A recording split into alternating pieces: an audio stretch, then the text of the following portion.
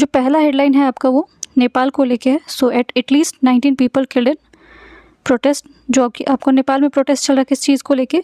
So recently आपको जो government है बंगाल नेपाल, उन्होंने क्या किया, बैन कर दिया सोशल मीडिया को, जिसकी वजह से आपको प्रोटेस्ट हुआ है।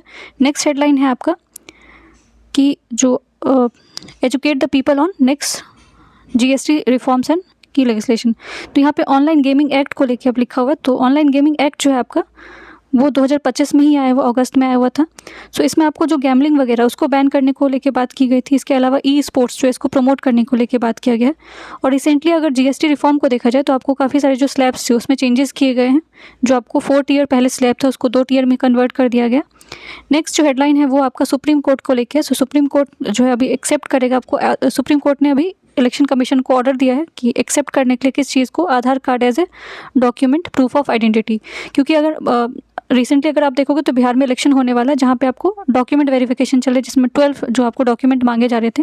बट अभी क्या बोला गया कि आधार कार्ड को भी आइडेंटिटी प्रूफ के फॉर्म में एक्सेप्ट करने के लिए। नेक्स्ट हेडलाइन है आपका वाइस प्रेसिडेंट इलेक्शन को लेके। सो ये इलेक्शन जो है आपका आज 9 सितंबर, आज के दिन ही इलेक्शन होने वाला है। सो इसमें आपको नॉमिनी कौन कौन है, CP राधाकृष्णन जो कि आपको गवर्नर है कहाँ के, महाराष्ट्र के, और जो फॉर्मर सुप्रीम कोर्ट जज हैं V सुंदरसन रेड्डी हैं कहाँ से आपको। तो ये आपको दोनों कंटेस्ट कर रहे कौन से इलेक्शन के लिए, वाइस प्रेसिडेंट इलेक्शन के लिए। बहुत डिटेल में इसको देखेंगे हम लोग वाइस प्रेसिडेंट इलेक्शन के बारे में। नेक्स्ट जो हेडलाइन है वो आपका एक्सटर्नल, जो आपके फॉरेन मिनिस्टर है डॉक्टर S जयशंकर, उन्होंने कॉपरेशन के बारे में बात किया किस चीज़ को लेके। रिसेंटली आपको ब्रिक्स का समिट हो रहा है, लीडर समिट हो रहा है, जिसमें आपको जो वर्ल्ड वाइड अगर देखा जाए तो टैरिफ को लेके बहुत सारे कंट्रीज़ परेशान है। तो ये आपका डिस्कशन का क्या है, कोर एरिया है। और जो लास्ट हेडलाइन है वो आपको स्पोर्ट्स सेक्शन से है। सो वुमेंस जो आपका टीम है एशिया कप, उन्होंने जो है सुपर स्टेज 4 में जगह बनाया है। बट इसके अलावा अगर देखा जाए मेंस में, तो मेंस में ऑलरेडी आपने देखा कि मेंस टीम ने जीता है आपका एशिया कप। सो 1 बाय 1 हम लोग यहाँ पे, आपका हिंदी में भी हेडलाइन है, तो हिंदी में भी आप अगर देखना चाहते हो तो वीडियो पॉज करके देख सकते हो। जो पहला आपका ये topic, Bihar CM Nitish Kumar has announced है इंसेंटिव ऑफ 10 लाख। तो 10 lakh incentive of every member of Indian team. तो जितने भी मेंबर जो है टीम एशिया कप हॉकी जिन्होंने जीता है उनको 10 लाख रुपए देने की बात की गई है। बट इसके अलावा और एक चीज़ हम लोग देख लेते हैं कि जो आपका एशिया कप हॉकी है वो टूर्नामेंट कहाँ पे हुआ था, राजगीर में हुआ था, बिहार में हुआ था। और इंडिया जो डिफीट किस टीम को किया है, तो साउथ कोरिया को किया है। और कितने से डिफीट किया है, तो 4-1 से किया है। बाकी ये जो आपके स्टाफ सपोर्टिंग मेंबर है उनको भी 5 लाख रुपए देने की बात की गई। तो ये कुछ अमाउंट्स है। नेक्स्ट जो इंपॉर्टेंट टॉपिक है वो आपका काठमांडू प्रोटेस्ट को लेके है। सो ये काठमांडू प्रोटेस्ट हो रहा है आपका कहाँ पे, नेपाल में हो रहा है। काठमांडू कैपिटल है आपका नेपाल का। सो यहाँ पे अराउंड अगर आप देखोगे तो बहुत सारे लोगों की डेथ हुई है, किल किया गया कितना, 14 यहाँ पे दिखाया जा रहा है, बट इससे ज़्यादा है आपका जो है डेटा। तो ये जो आपका प्रोटेस्ट किस चीज़ को लेकर चल रहा था, तो नेपाल रिसेंटली आपको जो सोशल मीडिया उसको बैन किया था। बट अगर देखा जाए तो आज का जो अपडेट है इसके अकॉर्डिंग जो है गवर्नमेंट ने विड्रॉ कर लिया उस चीज़ को। नेक्स्ट न्यूज़ है आपका, सुप्रीम कोर्ट ने निर्देश दिया बिहार मतदाता सूची में जो आपको आधार कार्ड को यूज़ करने के लिए कि एज ए आइडेंटिटी, जो पहले डॉक्यूमेंट 12 मांगे जा रहे थे। सो यहाँ पे एक टर्म बहुत बार बार आपको न्यूज़ में आ रहा है, SIR, ठीक है। तो SIR क्या है आपका, तो पूछा जा सकता है कि रिसेंटली आपको SIR न्यूज़ में था, ये किस चीज़ से एसोसिएटेड है। तो इसका फुल फॉर्म क्या आपका, स्पेशल इंटेंसिव रिवीजन, जो कि किसका इनिशिएटिव है, इलेक्शन कमीशन का इनिशिएटिव है, जिसमें आपको जो भी आपके डॉक्यूमेंट्स है उसको वेरिफिकेशन किया जाता है, ताकि आपको जो इलेक्शन होता है उसमें आप बहुत सारे देखते होंगे कि फ्रॉड जो है आपको तरीके से जो लोग इलेक्शन कंडक्ट, उसमें आपको ट्रांसपेरेंसी नहीं होता था, बहुत करप्शन भी होता था। इन सारी चीज़ों को रोकने के लिए जो आपको स्पेशल इंटेंसिव रिवीजन चलाया गया, जिसमें जो भी डॉक्यूमेंट्स है वो आपको पूरे तरीके से ऑथेंटिक डॉक्यूमेंट होने चाहिए। नेक्स्ट न्यूज़ है आपका, यहाँ पे न्यूज़ आपको PM कुसुम योजना को लेके, बट थोड़ा बहुत हम लोग यहाँ पे नेक्स्ट जो जनरेशन GST रिफॉर्म आया उसके बारे में भी देख लेते हैं। तो यहाँ पे GST council has simplified the indirect taxes into 2 tiers. जो आपको पहले 4 टियर था, 4 टियर में आपको कौन कौन से थे, 5% था, 12% था, 18% था और 28% था। उसको कन्वर्ट 2 टियर में कर दिया गया, 5% और 18% ही आपको रहने वाला है। सो यहाँ पे GST काउंसिल जो आपका वो क्या है, एक कॉन्स्टिट्यूशनल बॉडी है। ये कहाँ पे मेंशन है आपका, आर्टिकल 279A में मेंशन है। और ये जो GST काउंसिल है इसके चेयरपर्सन कौन होते हैं आपको, तो फाइनेंस मिनिस्टर होते हैं। जो GST है आपको, तो कौन से अमेंडमेंट से आया था, तो 101st अमेंडमेंट से आया हुआ था। कब आया था, तो 2016 में आया हुआ था, बट इसको इम्प्लीमेंट 2017 में जुलाई में किया गया था। यहाँ पे PM कुसुम जो उसके बारे में भी देख लेते हो। तो पीएम कुसुम जो आपको स्कीम है लॉन्च कब किया गया था, 2019 में किया गया था। इसमें 3 कंपोनेंट्स थे आपके, ए, बी और सी थे। ए में आपको रिन्यूएबल एनर्जी के बारे में बात किया गया था, ग्रिड कनेक्शन के बारे में बात किया गया था। बी में आपको सोलर एनर्जी पंप्स देने के बारे में बात किया गया था। और सी जो था आपका जो कंपोनेंट था उसमें ए और बी दोनों को इंटीग्रेट करने की बात की गई थी। तो इन शॉर्ट अब पीएम कुसुम के बारे में ये समझ लो कि इसमें आपको वाटर और एनर्जी सिक्योरिटी फार्मर्स को प्रोवाइड करना है, क्योंकि सस्टेनेबल फार्मिंग को प्रमोट करना जो है इंडिया का ये एजेंडा है। 2070 तक हमको क्या करना है, नेट ज़ीरो जो एमिशन है उसको करना है, कार्बन एमिशन। तो इसके लिए आपको सबसे पहले जो पोल्यूशन है उसको कंट्रोल करना पड़ेगा, प्रदूषण को कंट्रोल करना पड़ेगा।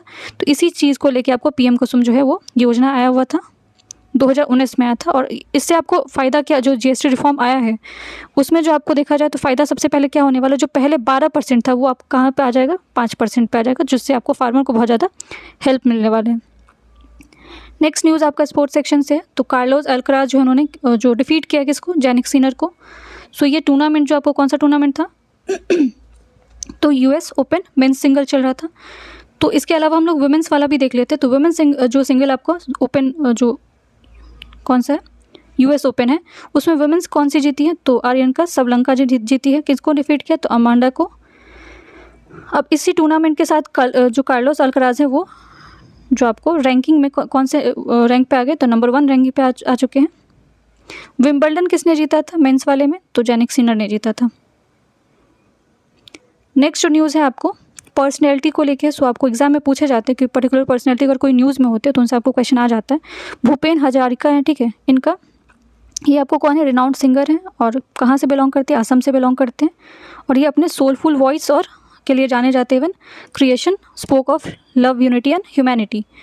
ये बॉर्न इनका कब हुए थे, ये तो 1926 में असम में, ठीक है। भारत रत्न इनको मिल चुका, दादा साहेब फाल्के अवार्ड भी मिला हुआ, पद्म भूषण, पद्म विभूषण, ये सारे अवार्ड्स इनको मिल चुके हैं। इनको इनका निकनेम क्या आपको, सुधो कांतो। तो पूछा जा सकता है सुधो कांतो आपको कौन है, तो भूपेन हजारिका का ही नाम है। नेक्स्ट न्यूज़ आपका इंडिया जो इजराइल है उसका बायलैटरल जो इन्वेस्टमेंट है उसको उस चीज़ को लेके, सो ये एग्रीमेंट जो है वो साइन किया गया। तो इसमें 2 आपका इंपॉर्टेंट एरिया, एक तो साइबर सिक्योरिटी है, दूसरा क्या आपका ट्रेड है। और अगर इजराइल के साथ रिलेशन देखा जाए तो हमारा बहुत पुराना है, सिंस 1990s से है। इसके अलावा जो इजराइल के साथ अगर कनेक्शन देखा जाए तो बहुत बार आपका जो आपका इंटरनेशनल इशू हो गया, चाहे कश्मीर का इशू है, तो वहाँ पे इजराइल ने इंडिया को सपोर्ट प्रोवाइड किया है। इसके अलावा इंटरनेशनल ऑर्गेनाइजेशन अगर देखा जाए जहाँ पे कॉमन है इंडिया और इजराइल, तो ये आपको I2U2 है, ठीक है। और ये जो I2U2 है आपका कब बना था, 2021 में बना हुआ था। इसमें I जो है इंडिया है एंड इजराइल है, तो U जो है आपको UAE और USA है। हर्मिस 900 ड्रोन्स जो है वो भी आपका इजराइल का ही इनिशिएटिव है। ये इंपॉर्टेंट है बहुत ज़्यादा, आपका वाइस प्रेसिडेंट का जो इलेक्शन आपको आज होने वाला है। सो यहाँ पे जो इलेक्शन है वो प्रोसेस, सबसे पहले तो आपको यही पूछा जाएगा कि वाइस प्रेसिडेंट का इलेक्शन जो है वो कौन से आर्टिकल में मेंशन है, तो ये आर्टिकल 66 में मेंशन है। अब ये इसमें पार्टिसिपेट कौन कौन करता है, बहुत बार क्वेश्चन आता है। 2 वाइस प्रेसिडेंट और प्रेसिडेंट में डिफरेंस होता है, तो याद रखना आप लोग कि वाइस प्रेसिडेंट वाले इलेक्शन में कौन कौन पार्टिसिपेट करता है, both elected and nominated member from the parliament. तो लोकसभा राज्यसभा के जो जितने भी आपको इलेक्टेड नॉमिनेटेड मेंबर है सब पार्टिसिपेट करते हैं। बट जब प्रेसिडेंट के इलेक्शन की बात आती है तो उसमें नॉमिनेटेड मेंबर पार्टिसिपेट जो राज्यसभा के नहीं करते हैं, ठीक है। और लोकसभा में तो कोई नॉमिनेटेड मेंबर है ही नहीं, क्योंकि 104th अमेंडमेंट से आपको जो एंग्लो इंडियन वाला नॉमिनेशन था उसको हटा दिया गया था। 69 आर्टिकल जो वहाँ पे आपको वाइस प्रेसिडेंट है उनको ओथ दिलाया जाता है। और वाइस प्रेसिडेंट को ओथ कौन दिलाता है, तो प्रेसिडेंट दिलाते हैं। रेजिग्नेशन वाइस प्रेसिडेंट किसको देते हैं, तो प्रेसिडेंट को देते हैं। इनका टेन्योर कितने ईयर का होता है, तो 5 साल का होता है। अब जो क्या क्या क्वालिफिकेशन होना चाहिए वाइस प्रेसिडेंट के लिए, 2 क्वालिफिकेशन आपको कॉन्स्टिट्यूशन में मेंशन। पहला तो ये है कि आपको सिटीजन ऑफ इंडिया होना चाहिए, दूसरा आपको एज जो है वो एज क्राइटेरिया कितना है, 35 ईयर है। और जो वाइस प्रेसिडेंट है आपको ऑटोमेटिक राज्यसभा के चेयरपर्सन भी बन जाते हैं। First vice president of India पूछा जाए तो कौन थे आपको, सर्वपल्ली राधाकृष्णन, जिनके बर्थडे पे आपको टीचर्स डे 5 सितंबर को सेलिब्रेट होता है। और ये ऑलरेडी मैंने आपको बताया कि नेपाल गवर्नमेंट ने विड्रॉ कर लिया, जो उन्होंने इम्पोज किया था कहाँ पे, नेपाल पे। नेक्स्ट न्यूज़ है आपका प्राइम मिनिस्टर ऑफ मॉरिशस। जो प्राइम मिनिस्टर है मॉरिशस के कौन है आपको, डॉक्टर नवीन चंद्र रामगुलाम, ठीक है। वो आपको 8 दिन के लिए कहाँ पे आ रहे हैं, इंडिया में विजिट कर रहे हैं। तो नाम आपको याद रखना, क्योंकि जैसे आपको रिसेंटली अगर आपने देखा तो सिंगापुर के प्राइम मिनिस्टर विजिट किया था उन्होंने इंडिया। तो जो इस तरह से कोई पर्सनैलिटी अगर आते हैं तो आपको वनडे एग्जाम में क्वेश्चन पूछे जाते हैं। तो ये आपको जो मॉरिशस के प्राइम मिनिस्टर कौन है, रामगुलाम है। इसके अलावा जो मॉरिशस कंट्री है आपका वो कहाँ पे है, ईस्ट अफ्रीकन कंट्री है। कैपिटल इसका क्या है, पोर्ट लुइस है। मॉरिशस जो है आपका, इसको कॉलोनाइज बहुत लंबे समय के लिए किया गया था। पहले सबसे पहले आपको पोर्चुगीज़ जो थे, पुर्तगाल ने इसको अपना जो है वो गुलाम बनाया था। उसके बाद फ्रांस ने, उसके बाद फिर इसको ट्रांसफ़र किसको कर दिया जाता है, ब्रिटेन। तो ब्रिटेन के टाइम जब ब्रिटेन ने इसको अपना कॉलोनाइजेशन किया था यहाँ पे, तो उस टाइम पर वो बहुत सारे इंडियंस जो है उनको एज ए लेबर कहाँ पे लेके गया था, मॉरिशस लेके गए थे। तो इसी में से आप, इसीलिए आप देखोगे मॉरिशस का जो मोस्ट ऑफ द पॉपुलेशन आपको इंडियन ओरिजिन पॉपुलेशन मिलेगा, और जिसमें से आपको जो भी अभी रिसेंट के जो प्राइम मिनिस्टर है वो कौन है, डॉक्टर नवीन चंद्र राम गुलाम। नेक्स्ट जो न्यूज़ है आपका मिनिस्ट्री ऑफ माइनॉरिटी अफेयर को लेकर, so successfully conclude the 5th edition of Lok Samavardhan पर्व। तो आपको पूछा जा सकता है कि लोक समावर्धन पर्व जो है वो कौन से मिनिस्ट्री ने अभी आपको कंक्लूड किया है और कौन सा एडिशन था। तो 5th नंबर का एडिशन था और कहाँ पे कंक्लूड हुआ है, तो बहुत सारे आपको अगर देखोगे जनरली कॉन्फ्रेंस आपको न्यू दिल्ली में होता है, ठीक है, बट ये कॉन्फ्रेंस न्यू दिल्ली में नहीं हो रहा, आपका कहाँ पे हो रहा है, कोच्चि केरला में हो रहा। और कौन से मिनिस्ट्री ने कंडक्ट किया, तो मिनिस्ट्री ऑफ माइनॉरिटी अफेयर ने किया है। अब ये इसमें आपको क्या क्या चीज़ें वो देख लेते हैं डिटेल में थोड़ा सा। ये जो आपको एडिशन था लोक समावर्धन का वो कब से स्टार्ट हुआ था, 26 अगस्त से स्टार्ट हुआ था, 4 सितंबर को इसको कंक्लूड किया गया। अब ये इवेंट जो है उसमें आपको प्रधानमंत्री विरासत का समावर्धन, जिसको शॉर्ट में हम लोग पीएम विकास योजना बोलते हैं या स्कीम बोलते हैं, ये स्कीम आपका लॉन्च कब हुआ था, 2015 में लॉन्च हुआ था। बट जो इसमें आपको टोटल 5 स्कीम, पहले जो पुरानी स्कीम थी उसको क्या कर दिया था, मर्ज कर दिया गया था। अब इसमें आपको कौन कौन से जो है लोग इसमें रिलेटेड है, किन के लिए ये चीज़ें हैं। सो इसमें आपको खासकर जो माइनॉरिटी है कम्युनिटी, जो आर्टिजन्स है, क्राफ्ट्स पर्सन है, वीवर्स है, इनको इसमें इंटीग्रेट किया गया ताकि उनके जो लाइवलीहुड है, उनका जो लाइफ है उसको इम्प्रूव किया जाए, इनको इकोनॉमिक सपोर्ट प्रोवाइड किया जाए। इसके अलावा आपको इसमें जो पार्टिसिपेट कर रहा है, जो आपको ये इवेंट हुआ था उसमें कितने स्टेट थे, 25 स्टेट थे, 25 स्टेट एंड यूटीज़ थे। अराउंड 100 स्टॉल्स लगाए गए थे। अब यहाँ पे कुछ ना जो कि टर्म्स आपको दिए हुए हैं, जो आपको गुड्स दिए हुए हैं, तो ये एग्जाम में आर्ट एंड कल्चर में आपको पूछा जाता है कि जैसे अगर आप देखोगे तो कहीं कुछ किसी स्टेट कुछ फेमस है तो वो आपको एग्जाम में पूछे जाते हैं। यहाँ पे ब्लू पॉटरी है वो कौन से स्टेट से एसोसिएटेड है, राजस्थान से। चन्नापट्टनम टॉयस किससे एसोसिएटेड है, आपका कर्नाटका से है। नेतिपट्टनम आपका कहाँ से एसोसिएटेड है, केरला से है। बनारसी जरी आपको, और चिकनकारी जो कुर्ती होता है, अगर आप देखोगे टेक्सटाइल होता है, वो किस चीज़ से एसोसिएटेड है, उत्तर प्रदेश से। फुलकारी कौन से स्टेट से, पंजाब से है। Iron, Bastar iron craft Chhattisgarh से है। मधुबनी पेंटिंग कहाँ से, आपका बिहार से। तो ये सारी चीज़ें आपको याद रखना है, जो कि आपको कहाँ पे इस जो आपको समावर्धन कॉन्क्लेव हुआ है आपका, इसमें इन सारी चीज़ों के ऊपर डिस्कशन हुआ है, तो ये याद रखना आपको। और बहुत सारे आपको पार्टिसिपेंट्स से, चाहे अगर देखो तो 50 मेन आर्टिजन्स, 49 आपको वुमेंस थी, और जो ट्रांसजेंडर आपको आर्टिजन्स हैं उनको भी आपको इनमें मौका दिया गया है। और ये 10 डेज फेस्टिवल था, फुटबॉल ओवर द विजिटर्स, यहाँ पे इन्होंने विजिट किया,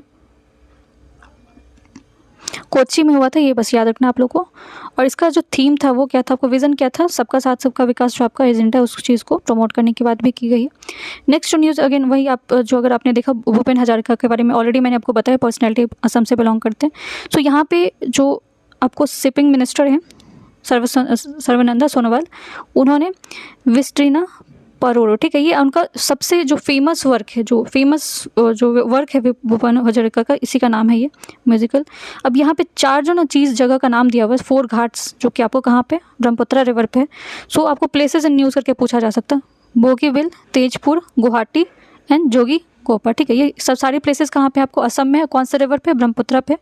ब्रह्मपुत्रा के बारे में आप लोग याद रखना कि आपको कहाँ से ओरिजिनेट होता है, तो तिब्बत से ओरिजिनेट होता है। और ये आपको 2 ही स्टेट में इंडिया में आता है, कौन कौन से, असम एंड अरुणाचल, उसके बाद बांग्लादेश में इनकर जाता है।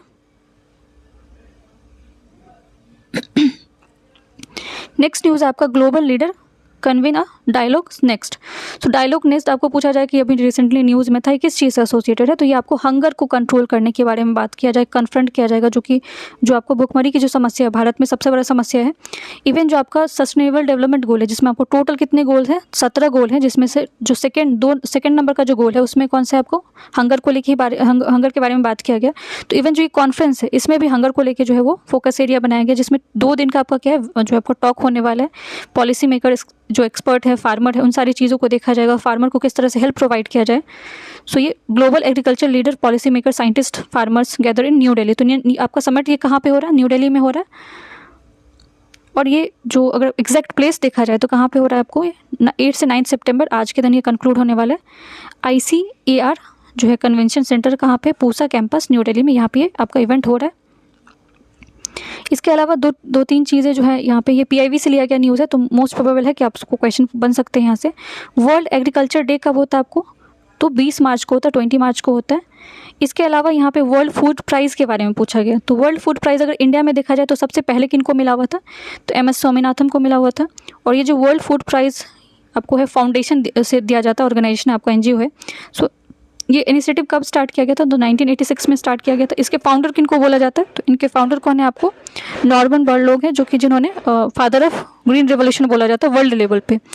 इसके अलावा अगर देखा जाए तो आपको 2025 का वर्ल्ड फूड प्राइज़ किसको मिला है, तो मार्लिंगा हंगरियन, जो कि आपको ब्राज़ील से बिलोंग करती हैं, जो कि माइक्रोबायोलॉजिस्ट हैं। तो उन्होंने आपको ग्लोबल जो खासकर जो ब्राज़ील का जो आपको प्रॉब्लम है उसको सॉल्व करने का उन्होंने कोशिश किया।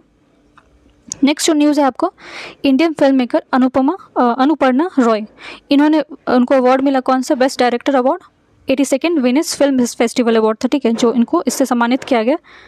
तो ये आज का न्यूज़ था। ये क्वेश्चन आप लोगों के लिए कि जो मेंस सिंगल है टाइटल किन्होंने जीता आपको US ओपन का, तो आप लोग कमेंट सेक्शन में आंसर करना। आई होप आप लोगों को वीडियो पसंद आया। वीडियो पसंद आए तो वीडियो को लाइक कर सकते हैं, चैनल को सब्सक्राइब कर सकते हैं।